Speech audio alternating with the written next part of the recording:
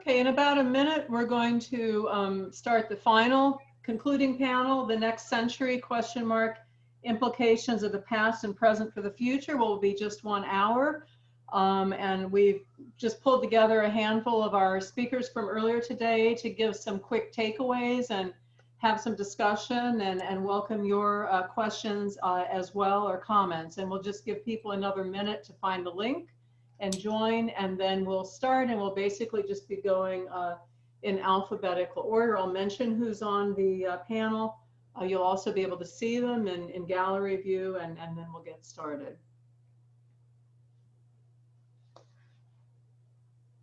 And I thank you for sticking with us on Zoom. I know it can be challenging. So our final panel is several people from earlier in the day. It's going to be in alphabetical order, Professor Nadia Brown, Professor Lolita Buckner Inniss, Professor Kelly Ditmar, myself, Professor Paula Monopoli, and my co-organizer, Professor Virginia Sapiro, or as I know her, Gina Sapiro. So we will, each person is going to give about 3 minutes or so of takeaways, and then we'll have some discussion among the panelists and any questions that you submit to us. So we'll get started. Thanks. So we'll start with Nadia. Oh, just as my dog starts to bark. I'm sorry. Okay, well, this is real life. So for me, one of the major takeaways was this need to be in these kind of spaces, to have these interdisciplinary conversations that provides us with a fuller view of understanding of things that we think that we know. So I think in our own disciplines, we have these, we have subfields and all these other silos that seems to canonize aspects of the 19th Amendment or women's roles in American political development and politics. And so for me, jumping in and out of the panels today, it was just amazing to hear how other people outside of political scientists, particularly gender and politics scholars, talking about the 19th Amendment, and doing so in a way that commemorated the amendment and not celebrated. So really making room for the flaws, for some of the challenges, what has been left out of, again, this kind of canonized version of history that we like to tell ourselves, to make ourselves, I think, feel better than we should. So opening up the discussion to allow voices and experiences and thoughts that have long been on the margins into the fullness of how we're thinking about the 19th Amendment, for me, was a major takeaway from this workshop. So I'm so thankful to have been a part of it for that particular reason. It's expanding my own view and vision of how I should be teaching and thinking about this. I was also really thankful for panels that used history in a way to help us reimagine the future. And again, I think this is somewhat of a disciplinary silo where not having the ability to talk to others kind of pigeonholes us into romanticizing the history without making the connections to today's politics. And all of the panels that I've attended have really touched on real world, political, social, economic implications of the 19th Amendment, and then charted a path for a new future. What can feminists, what can women, what can men do to make the 19th Amendment live up to its fullness and the capabilities that is really reimagining American citizenship, right? And who gets to claim belonging to the state. So those are my 2 major takeaways. And I hope I've left in 3 minutes, Linda. Okay, that was great. Thank you. And Lolita Buckner Inniss is next. There we go. Yeah, thank you. This has just been a tremendous conference. I've actually been mulling it over in my head all day long, not only how I would summarize this, but also how I might incorporate it in my work. And so I guess the first thing I did was look at the various panels and sort of try to capture their essence in a few words. So I would start with panel number 1, which was for the most part about the history of the suffrage movement. And so I would say that's the panel about the past, you know, and the ways in which we have captured it, thought about it, incorporated it, misrepresented it, and how that shapes not just women's suffrage, but also more broadly feminism and the women's movement. And then I think about panel 2, where we're talking about the pedagogy. And that was particularly interesting because one of the aspects of panel 2 was not just the pedagogy and how we who are in academia teach it, but we also, for example, talked about this very sort of public way in which pedagogies are incorporated. So for example, the daily suffragist, that's an aspect of not just sort of in the classroom or institutional pedagogy, but also an aspect of this public intellectualism that I think is such an important part of the work that we all do. And then next, that panel where I would characterize it in a word as the panel about praxis. We got to hear, for example, about women who are actually out there and doing the do. And I think for those of us, especially in academia, that is, and I plead guilty, that is one of the things that's frequently missing from a lot of our work and from a lot of how we think about not just sort of from intellectual and analytical aspects, but how we think about remediating anything that we see as problems. At the end of the day, we need to build solutions that the practitioners, the people who do praxis, are going to be able to actually go out there and instrumentalize.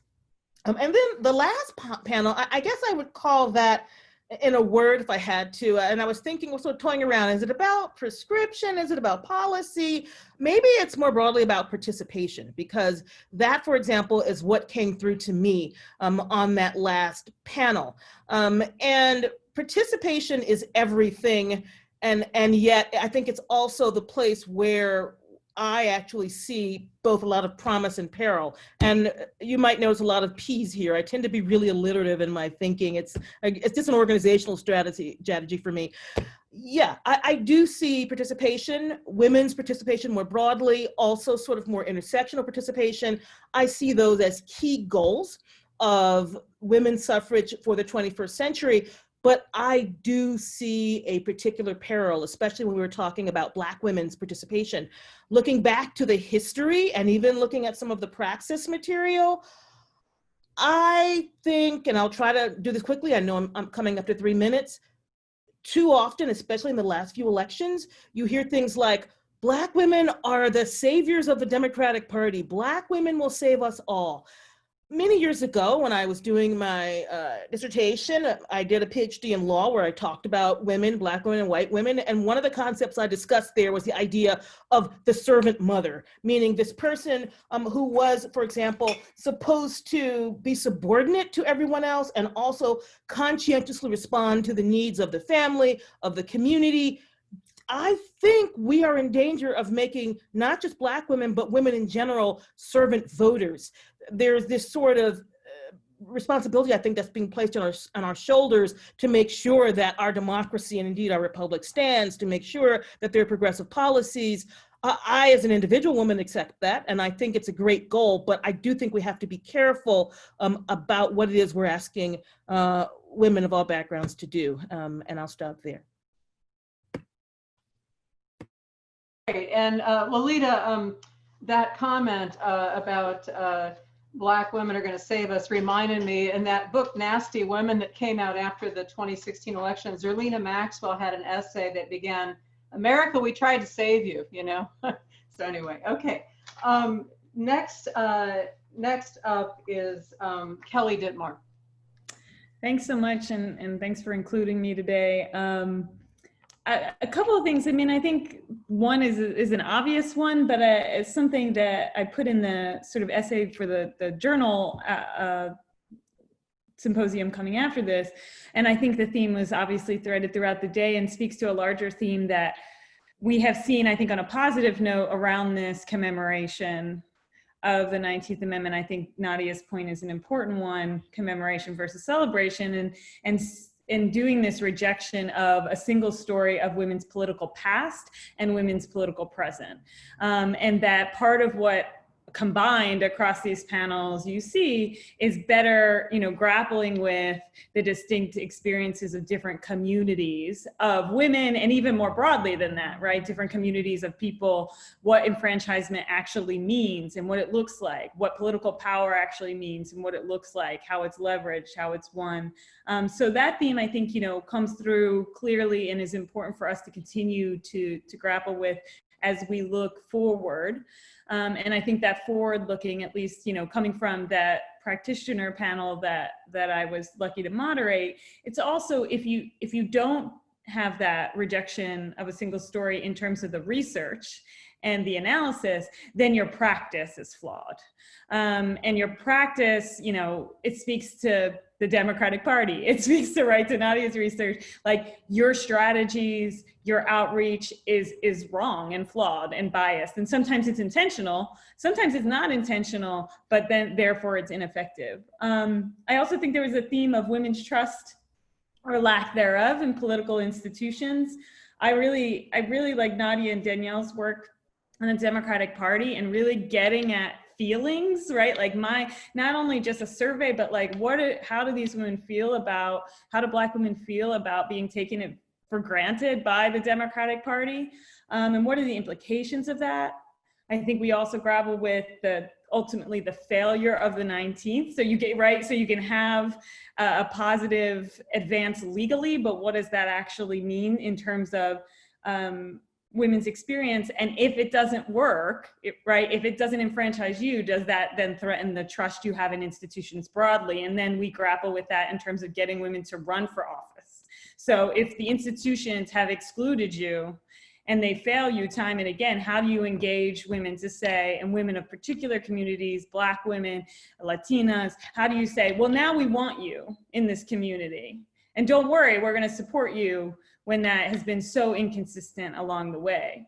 And then that last panel was I really like this discussion of political community, right? Who's in it? How do we define it? And so it helped me, like Nadia said, that, I'm not a legal scholar. And so thinking about both the legalistic terms of that, and in my view, thinking of but there's strategic implications of who we decide is in the political community and who's not. And I think we see that today in a lot of our candidate strategy. I think Donald Trump weighs this, right? Like who's defined, even who do you count as part of this community that you're trying to, whether it be appeal to, protect, advantage in this system. And so it kind of then goes back to this issue of single stories and trust in the system. So I feel like it did come full circle for me in that way. Okay. I guess I'm next. All right. So I just wanted to say that I'm not a trained historian. I'm a legal scholar. I do a lot of work on gender and law, family law, to some extent, the interface of law and political theory. But I learned so much from working on this conference with Gina, from reading the abstracts, from reading the papers,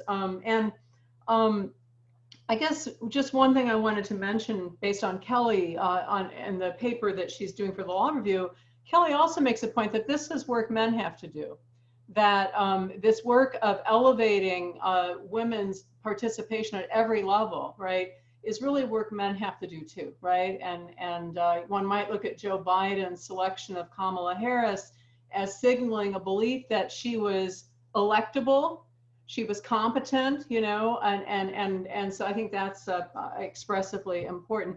I was struck in the commentary I'm doing for the law review, I talk about the dual meaning of legendary, like a legend, like Paul Bunyan or something, and famous and deservingly well known. And when you think about how to mark the 100th anniversary of the 19th Amendment, I think both of these aspects of legendary are very important. And Lolita's paper about Sojourner Truth just blew my mind, because not only did I not know that speech about stepping into the water, I mean, I knew that other speech that we always talk about in feminist theory classes and things about Ain't I a Woman, but the way in which she skillfully wove myths about her own life, right? So she's both a deservedly legendary figure, but she's the stuff of legend. And in Gina's paper, Gina, quoting some of the literature, says, you know, Anthony and Stanton sort of tried to perpetuate this myth that they were the women's suffrage movement and their organization was the movement. And that's a myth too. That's a legend. So how do you sort out, you know, what is the stuff of legend and what is deservedly famous in the sense of legendary? And I think that the issue of historical memory and who you commemorate is very striking. The recently unveiled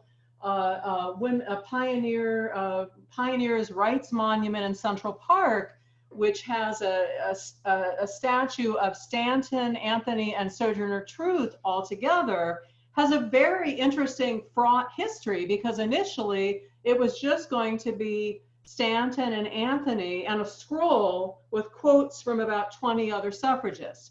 And then there was some people didn't like the scroll. They also didn't like the exclusion. And so they take the most iconic Black woman suffragist, Sojourner Truth, and add her into the picture. So she is literally getting a seat at the table, but it also kind of perpetuates the sort of famous people, legendary story of the 19th Amendment. Now, we should note that was the first time that a statue in Central Park has ever depicted an actual historical woman, right? Other than like fictional women like Alice in Wonderland or Romeo and Juliet. So I think I've probably used up my 3 minutes, but I think what I've been reflecting a lot about is the legendary. And the last thing I'll mention is it's been really wonderful to see so much more attention to Shirley Chisholm. In the roundtable, the mayor said that she met Shirley Chisholm and when the mayor was 6 years old, because Shirley Chisholm was her representative. Shirley Chisholm's kind of a through line in some ways in some of these presentations. And she is an example of someone who is a legendary figure and not sufficiently remembered or appreciated. But now with the actress winning the Emmy for the Hulu series, maybe she'll get more attention. With Kamala Harris, there's some renewed attention. But Chisholm really, you know, saw the connection between racism and sexism. She pledged that if she were elected, she'd represent all Americans. And she said when she announced her candidacy for president, "I stand before you today to repudiate the ridiculous notion that the American people will not vote for a qualified candidate simply because he's not white, because she is not a male." And let's hope in 2020, America's closer to that point. But she also said, if they don't give you a seat at the table, bring a folding chair. So, and now we move on to Paula and then Gina. Thanks, Linda. In terms of takeaways, I think a couple of things resonate. I think Nadia's point about multidisciplinary exchange and conversation is so powerful. And so many of the panels filled in gaps, right, for me in my theory. And so I so appreciate the chance to have just a wide range of scholars here today to talk about this. And Gina, I think your point about the fragility of social movements is a really important takeaway and looking forward. And as we are sitting here today, I think it in my work, looking at what happened after 1920, you know, if you get granular about the debates, Alice Paul turning away from Black suffragists who came and said, use the resources of the National Women's Party to come down and fight the voter suppression in the South. And she tactically said, no, you know, race and sex are separate, right, issues. And there were white allies, right, who went with Mary Church Terrell there. People like Mary White Ovington, who were co-founders of the NAACP, people like Florence Kelly, who had the chops, if there had been a consensus, to go down and litigate those cases, right? And to maybe, it's a remote possibility, but it maybe make a difference there. So I think that's something to think about in terms of going forward, the fragility of those movements, those moments where someone turned. And, you know, we have to be so careful now as we're trying to figure out what the stitches are, as you put it, right? And what are those that we can sort of all coalesce around and move forward? And I think that a lot of the ideas that have come today in terms of ways to ally. Everyone has different strategies, right? Different, but where are the common pieces? Where are the common grounds to come around? We have to think carefully about that if we want to hold a coalition together. And it is an important moment that way. And the other point is the toxic masculinity point, right? And this is the point about, having men do some of the work. We are just in an era where I can't, just constantly am shocked, and shouldn't be, at this notion, right, of masculinity. You mentioned Laura Free's work around citizenship and the 15th Amendment, right? And the idea that masculinity was an eligibility criteria, right, for citizenship and for voting. I don't think we're that far from that. And I think part of, our conversation in the last panel, it's hard to move off that point.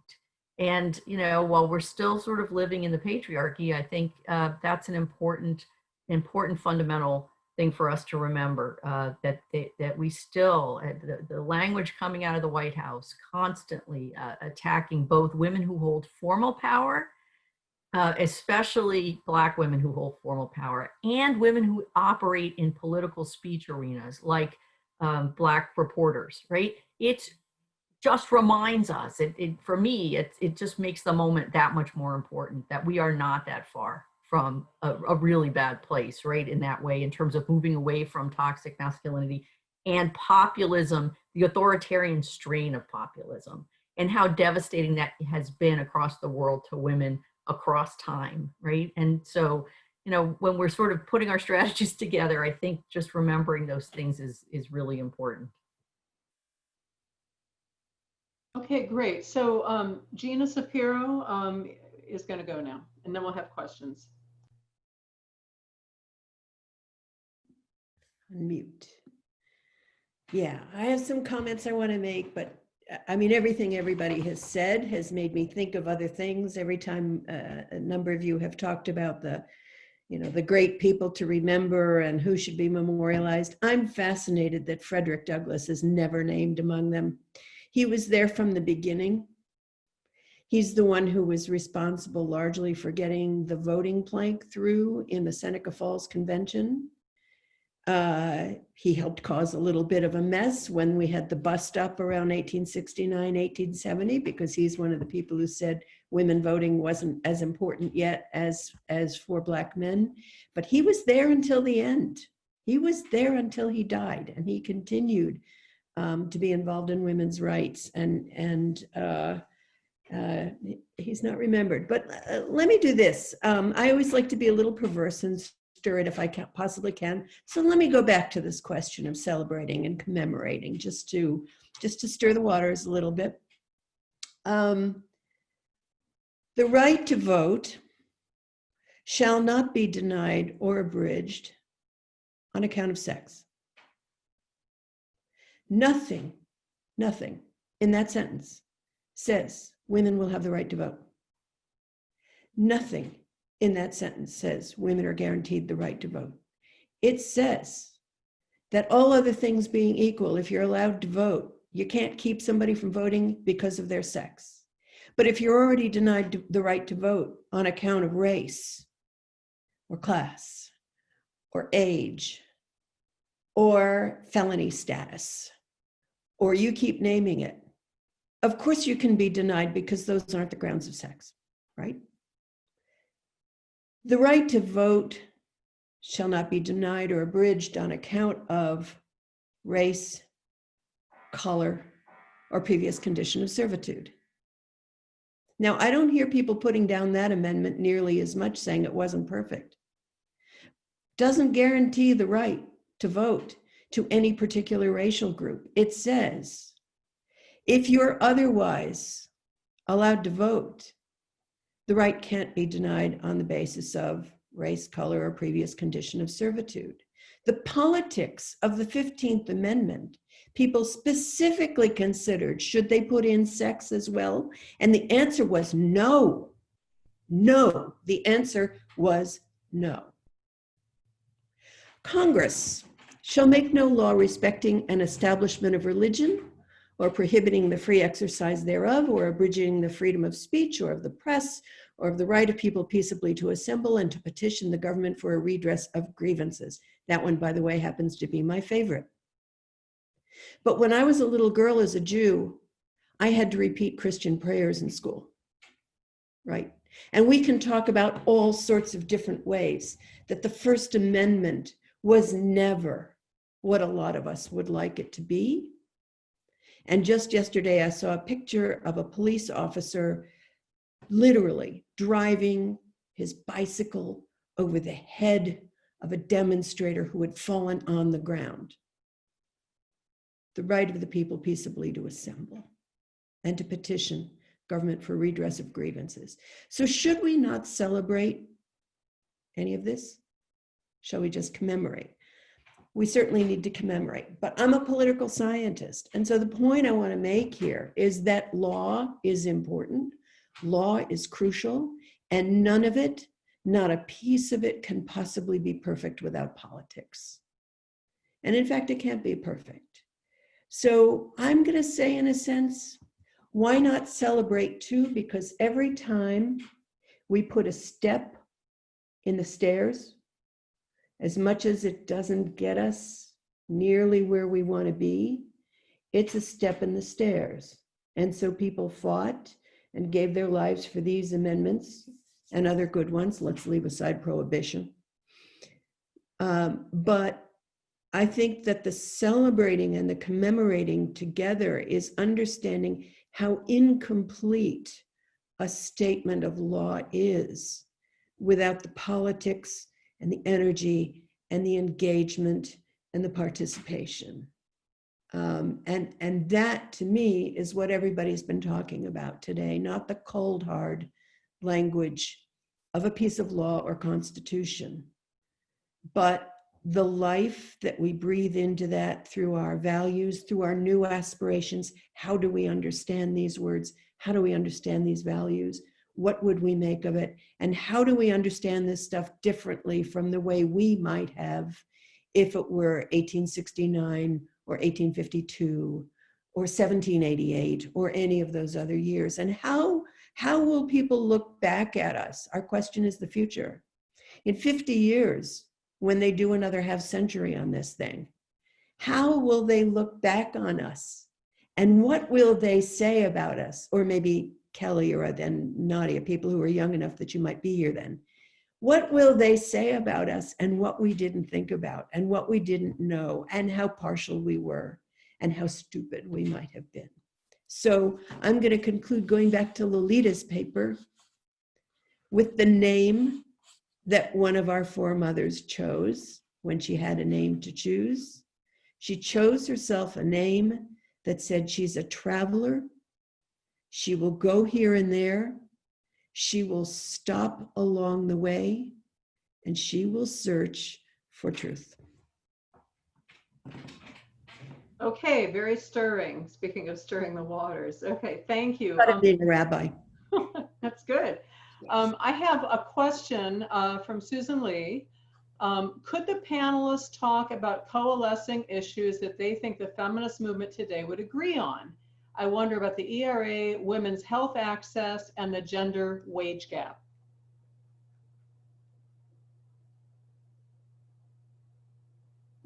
We could start with our political scientists who look at hard data. If you want to take a crack. It's really a question of how it's formulated. You know, I think the thing that usually coalesces, that brings together a coalition, is a hard nugget, not the general values, right? And so, yeah, the wage gap, yeah, health, yeah, a lot of things, but what does that mean? And what's the piece that's the hard nugget that makes the stitch for all of us? And the ERA was that for a while. It's not now, because a lot of people don't think that's important enough. The vote was at one point. I think we're at a stage where the women's movement, you know, exists in sort of large form with what I described earlier, a lot of parallel play, loose networks, hard coalitions, occasional coming together. It reminds me a lot, one very brief story. After the ERA failed in 1982, there was a meeting that was called together by a whole bunch of the most prominent leaders and politicians in the women's movement, bunches of people you've heard of. And then they brought along a few super young little academics who were studying gender politics. And one of the things that happened at that meeting at someone's house around a swimming pool was that a lot of these famous folk, mostly led by Bella Abzug at the time, realized that the women leaders of the various women's organizations never got together. And what they agreed, they were actually debating over whether to support a particular liberal Republican in Connecticut who was actually pro-choice. And what they agreed was from then on, periodically in Washington, all of them would get together for lunch. And this was the coalition politics. They realized they didn't talk to each other regularly, and they had to keep working to find those nuggets that would bring them together. So I don't know what it is, but it takes actual action and thought and discussion to figure out what it is. I would just add, I'm pretty cynical and skeptical that there is anything that does. I think so. A lot of the great work that's been done to point to white women's privilege informing, right, their alliances in political spheres is to say, are you more likely to align on issues along lines of race and what privileges you in that way than you are gender, right? We know, I mean, that's the history, right? So we know the history of sort of the 19th Amendment itself of suffrage and that, but then coming to present day. And then the partisanship that we see in the partisan divisions among women, just as in any other group, like it is hard to, sometimes I get stuck on why do we think women somehow would come together across those partisan lines, and we would never expect that of men or any other group to come across party lines on policy issues that are very, very partisan. So I think it's a challenge when you look at any of these issues. Party as well as these other axes of privilege are really going to interfere in any singular women's movement or women's agenda. And that's why I think when you see recent movements, they are still specific groups of women. Yes, the coalition to Gina's point is larger, right? And even if it's a loose coalition, but it's certainly not complete. Would that be right? Comprehensive of all women or inclusive of all women. And I was just going to give a quick example of one of the things that the questioner asked around healthcare, and we don't see that actually, right? And which is a real present thing right now. That survey data has shown that particularly issues around pregnancy and child mortality have these disproportionate effects for Black women, but also women of color, economically marginalized women. And the ACA is being repealed, and women are not coalescing around this. A couple of days ago, there were new survey data where schools are opening back up, right? And moms and dads and caretakers everywhere are trying to decide if it's safe to send your kid back to school or to daycare. And then for some people, they never had that option, right? Because they themselves are essential workers. So they were cobbling together childcare and probably doing so in ways that were risky and unsafe, or that childcare is a burden that is particularly given on economically marginalized Black and brown women. And the other conversations that are going on in the same space around all concerned parents and caregivers were education. So you see these pods, popping up of folks who have the resources and means to provide alternate education venues for their children that largely are just exacerbating these income inequalities and the haves and the have-nots. So these are real tangible issues that we see playing out in live time that unfortunately come down to these very personal politics of people saying that's not my experience, or that's, it's a lofty goal and I agree on these things in principle, but now that COVID has hit and my family or my livelihood is being affected, the polling is showing some very different things. So, I mean, I don't disagree that that we're only asking these kind of questions of marginalized groups about coalescing around a particular issue. But given today's very real material realities, we see them playing out so different, right? It's not the professed values, but it's actually what people are doing or not doing.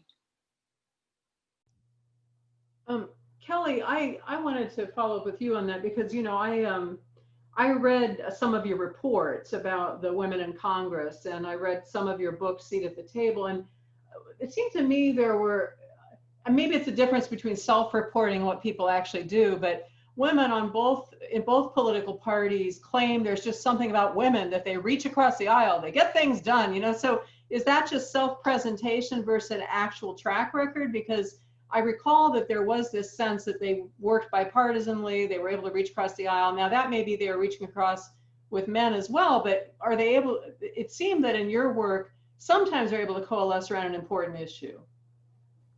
Yeah, and Nadia should speak about her experience or her book as well. Because I think she points to a lot of the challenges on that among women as well. So we interviewed 83 women in the 114th Congress. And we definitely wanted to ask this question because it was out there in the ether. You know, women are more collaborative. This is the idea. And so we basically just flat out asked that to every woman in Congress that we interviewed. And we had pretty good representation on both sides of the aisle. That was, the majority of women we were able to interview. And almost, a strong majority of them sort of agreed with that statement. And I think certainly in part, they want to be better, right? Like you want to sort of present yourself in that way.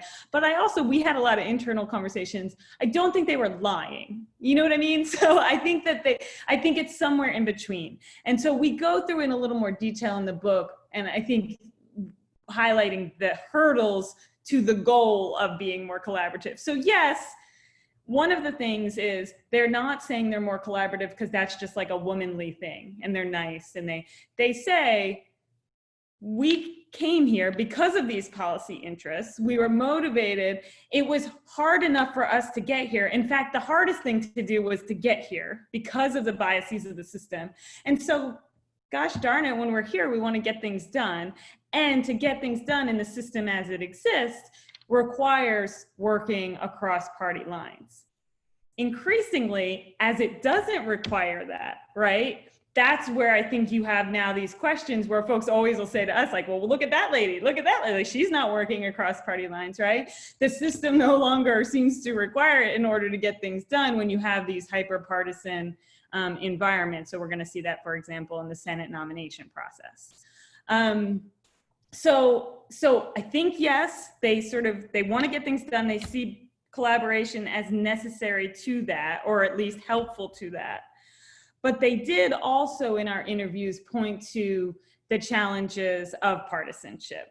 And we were, at the time, it was the challenge of the fact that there were so few Republican women for them to even reach across the aisle with. And then I think increasingly, when we speak to women in office on the Democratic side, they are seeing that the increased distance that they have on issues means, for example, I think to Gina's point, so Gina was talking about the women's orgs. Well, there used to be more dinners. Even in our book, we were talking about women coming together for events. They still do the softball game. I think the dinners may have fallen by the wayside. So that collaboration, again, the sort of partisanship, and I think probably the Trump presidency has made it harder for some of that to happen. Sorry, I was rambling there. Well, I think there's a historical change that occurred, and it's really interesting because sometimes when people talk about women, it's like we're universal and timeless, and history matters. So if you look back at the 1980s period, both in Congress and at the state level, I was living in Wisconsin at that point, and I knew a bunch of the women in the state legislature. There was a lot of working together. Of course, there was more working together among the men too. They'd sort of wave sticks and stones at each other in public and then go have a drink and work it out. But the women were very conscious about working together and their need to get things done, especially on some things that were seen as the women's agenda. And I was talking with one of the BU, a BU alumna, Connie Morella, who was a very active Republican, and she said one of the reasons she just needed to get out of there was that wasn't happening anymore. And she really hated the flavor of Congress that occurred eventually when that working together stopped. And likewise, I knew that from friends and colleagues in Wisconsin in the state legislature there, that they said, you know, it's gone. Yeah. One thing I should have just noted real quick is that there are also the pieces of, we did still find the evidence of, you know, Republican women and Democratic women bringing an issue forward. In other words, raising questions or raising issues that were distinct to an experience as a caregiver, as a mother, as a woman, as a, you know, whatever that may be, that wouldn't have been there had they not been there. Their policy solution for addressing that issue is just different. And so that's on the gender wage gap, that's a good example. So some conservatives don't agree it exists, but there are Republican women who do see it. They have a very business-based solution. Democratic women have a government-based solution. So we talk a little bit about that in the book, but Nadia has written about this. Yeah, so I wanted to ask if you want to talk about your experience based on your work on Black women in state legislatures. So similar but different is, I think, the reoccurring theme for minoritized women. So they have a hard time getting elected, and they have a hard time in legislatures, right? And they face different challenges. And so in my work, I try to speak to these two strains of scholarship, either that women of color are always worse off, they're doubly marginalized because of racism and sexism, or they have the strategic advantage because they belong to these two minoritized groups and they can build coalitions with minority men, with white women, and therefore they're like this wonderful unicorn that shows up to kind of bridge these gaps. But what I find that the stories that I like to share that are uplifting are the crafty and ingenious ways that Black women find ways to make things work. So I have a new project on the politics of hair and skin tone for elected officials and candidates. And one of the women in my study said she was being ignored, right? Like no one would pay attention to her. She would try to talk to folks, and people didn't know who she was, thought she was a staffer. I mean, just very disrespected. So it goes back with the racism and the doubly marginalized. But she changes her hair often, and she finds that brings people to talk to her. So they're so intrigued about, how do you have straight hair one day? How do you have curly hair another day? It's cut today. Oh no, really, that's a wig, right? Like you have braids, right? All these things. But when her colleagues come and talk to her and to pay her a compliment or to ask her a question about her hair, she slides in some questions around her policies, right? And she slides in, why don't you come talk to me in my office? I want you to meet one of my constituents. We care very much about opening this hospital in our district, right? And so these are some ways that that Black women have used to reach across the aisle in some very unique ways that I think would not be open or have not been open or openly talked about by other groups. That comment really takes me to something that I saw, I think, in maybe Kelly's paper and maybe Paula's as well, which is that there's more. It's more possible now for women to defy conventional gender norms. And I mean, they don't just have to model male traits. Like the story you just told about changing the hair, right? I mean, as a way to draw people in. They're able to run on traits that might be coded more female, whereas before you had to perform a certain way to be taken seriously as a candidate. And we certainly have had a lot of examples going all the way back to Patty Murray and people like that. But that also reminds me, going all the way back to the late 19th century and early 20th century, of appeals to municipal housekeeping as a rationale for women's political power. Because women care about Lolita stepping into that pool and cleaning it up, I mean, they need to be there in the thick of things, and you need women to come in and clean house for you. So I think it seems to me that that's not really about coalition building. It's more like making an argument for why women should be allowed, to be part of the whole system and have a chance, to influence power. I don't know if anyone wants to address any of that. I just want to say really quickly, it goes back to something I said a moment ago. I think there is a particular peril in relying on this narrative that women are going to come in there and clean up for everyone. It reminds me of that old Saturday night skit that that horribly racist Gilda Radner thing, where she had affected this Latino accent of this Latino woman who, no matter where she was, boardroom, political convention, they'd say, "What are you doing here?" And she'd say, "I clean up, okay?" And it was really funny, partly because of the repetitiveness, but also because it sort of played on the stereotype that women are there to clean up. They are instrumental in their focus. They really don't care what else is going on. And this actually may go to one of the things that more than one person said today, this idea of women as sort of being issue-based candidates, meaning I came to get fill in the blank childcare. I came to get fill in the blank, more access to women on corporate boards, as opposed to men who say, I came to fill up all the space in the room because I'm great. So I do think that we need to, while we are, of course, happy to get women in the room in whatever way we can, and in fact, going back to the Radner skit, one of the things that was funny about it is, you know, theoretically she was in there just to clean up, but she'd like sort of do all these other interesting things, or she'd hear something, because that is the function of, as Nadia said, minoritized people and women. Sometimes they don't see us there, and that is actually part of the power. So I am not willing to concede that yet, notwithstanding the fact that that comes from subordination. However, while I'm not conceding it, and I take advantage of the fact that I may not be, or as I say in critical race theory, we are watched but not really seen, I take advantage of that. But I also think that while we are taking advantage of that, we need to be enlarging the roles and the space that we take up in these domains. And I would just follow up on that. I think that's absolutely right. And, you know, the question that was asked previously about the 19th, if we replace the word sex with gender, I think is an important thing looking forward to as well, right? This whole embrace of an understanding, right, of a non-binary world, I think holds promise for letting people be authentic to themselves in politics and other spheres in society. And so I think we may be seeing some of the positive benefits of the broader understanding, right, that it is not it's not a binary. And so I think that may help us again, we're talking about politics today, but in terms of who can lead and who's appropriate to lead and what they can do within that space. And I think we're always sort of talking about this in women in politics in particular, but I think it applies elsewhere, is not getting the argument that you raised, Linda, is this argument that if you get more women, it will be better. We will make politics better. We will make it cleaner.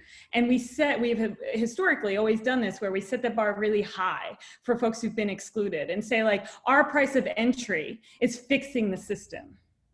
And that goes back to your reminder, and that I'd written in the piece, like that it can't always be the responsibility of women, that we have to, in changing the expectations of office holders, in some ways, we've just got to level them out, right? Like, so yeah, we're going to have men and women in office that we don't like. We're going to have men and women in office who come with different levels of effectiveness, if you will.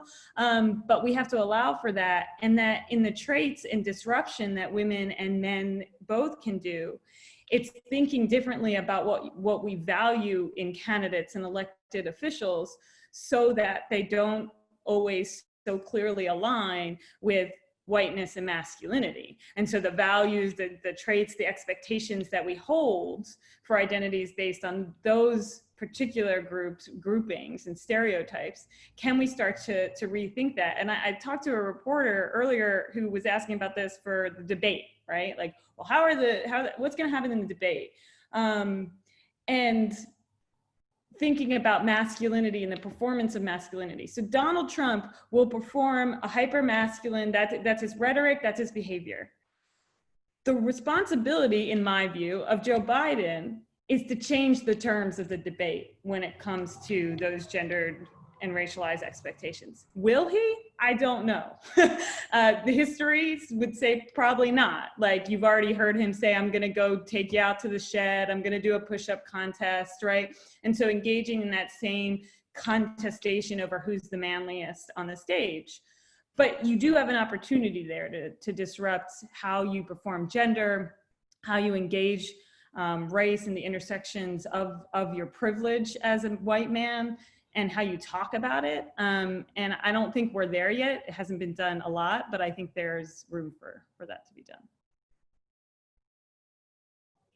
Okay, Professor Nancy Chai-Cantalupo has wanted to pose a variant of the question she asked to the last panel. It kind of goes to the issue of coalescing around issues, and that was the relevance of sexual harassment as a form of discrimination and a cause and consequence of inequality, not just gender-based discrimination inequality, and what you think about the relevance of that as a societal problem that draws women to politics.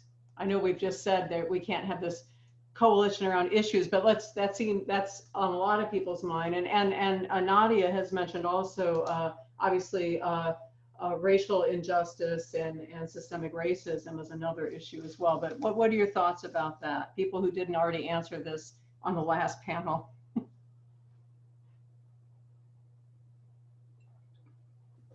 Lolita, you were not on the last panel, so do you have and Gina was not, do you have a thought about that?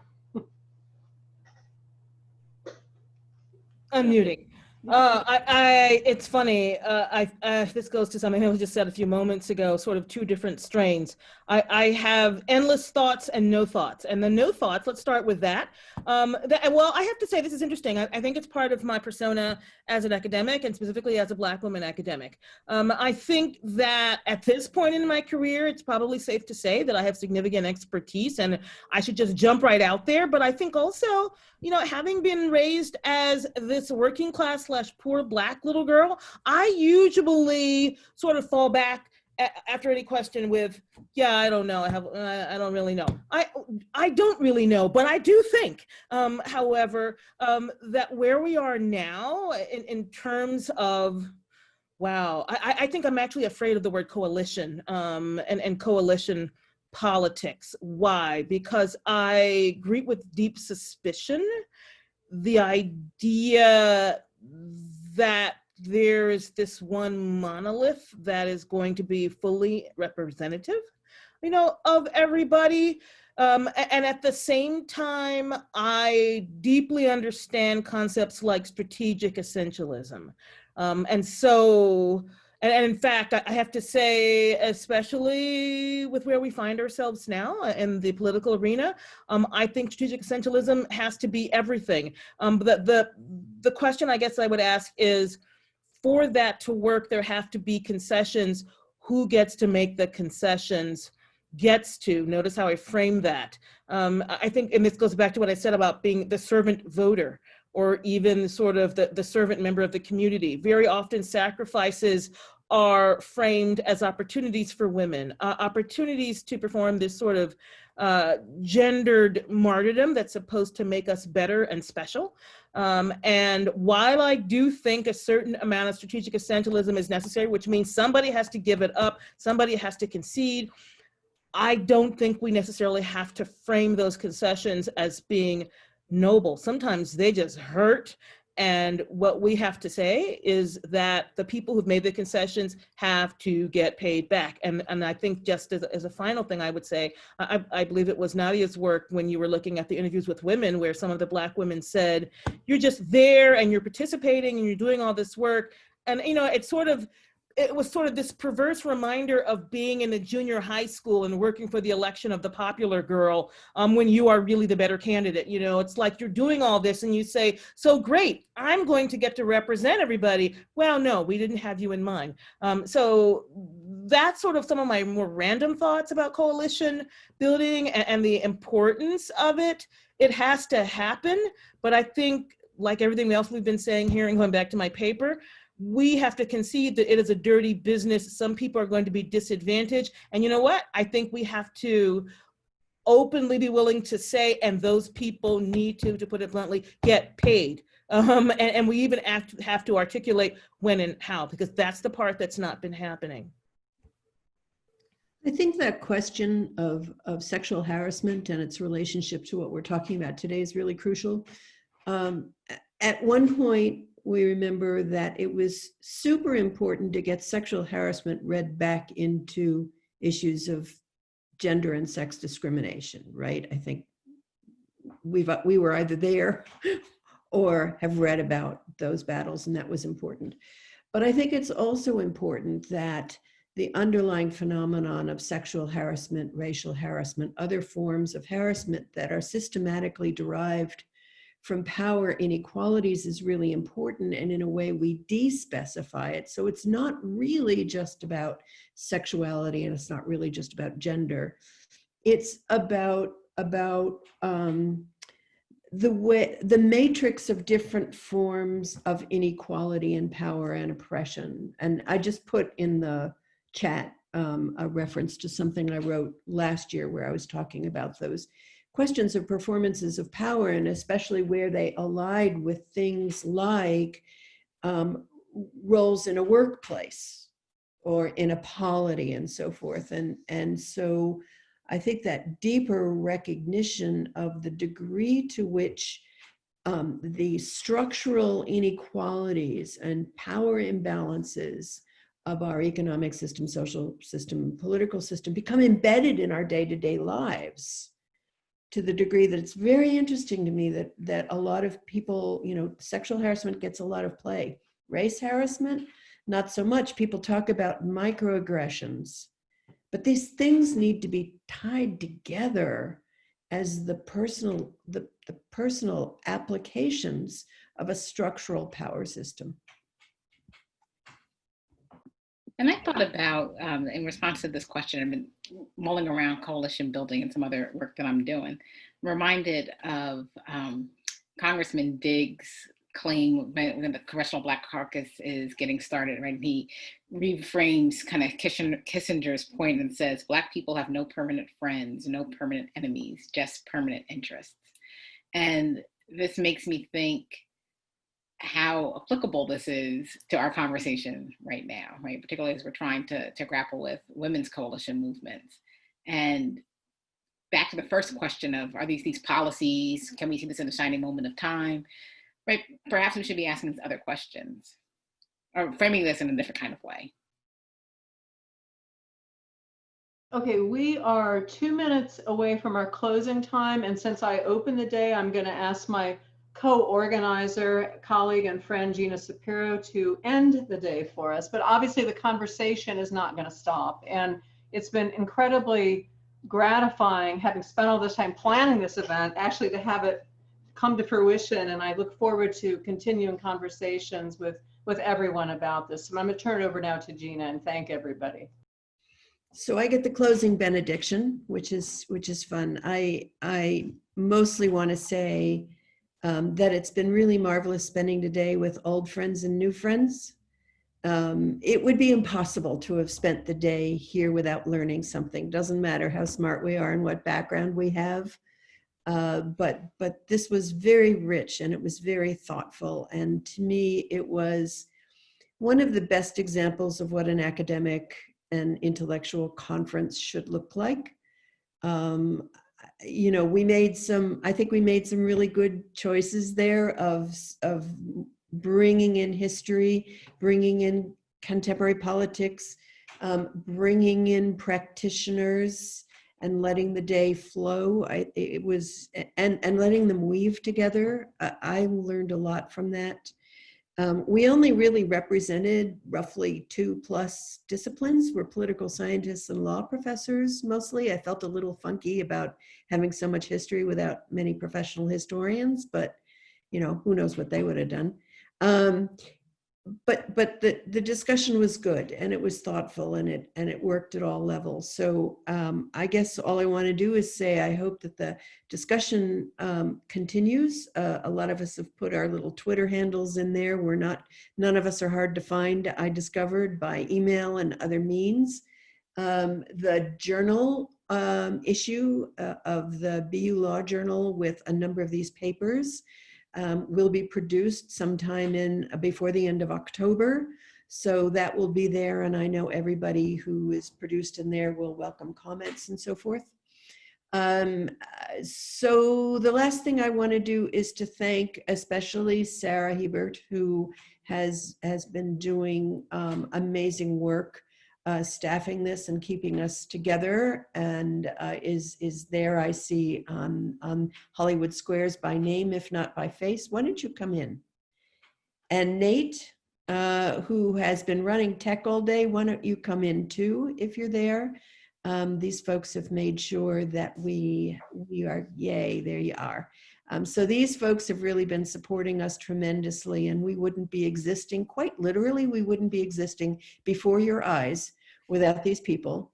And I want to end by thanking my worrywart colleague and friend, Linda McClain, who, when months and months ago we started talking about doing this, I thought, yeah, that's a good idea.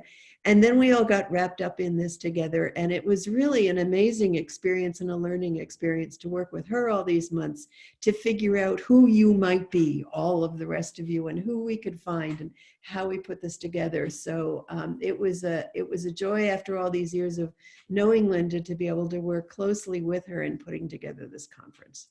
So Linda, any last words there? No, thanks everybody. Let the conversation continue, and let's just do all we can politically in the immediate future. So let's all raise a virtual glass, whatever you drink. Glass, that's right. Mine's a martini right here. I don't know about yours. And we toast each other, and all of those, the 26 participants I see at the bottom, all of those of you who came and joined us, we can't see you, but we can feel you. Okay, thanks everyone.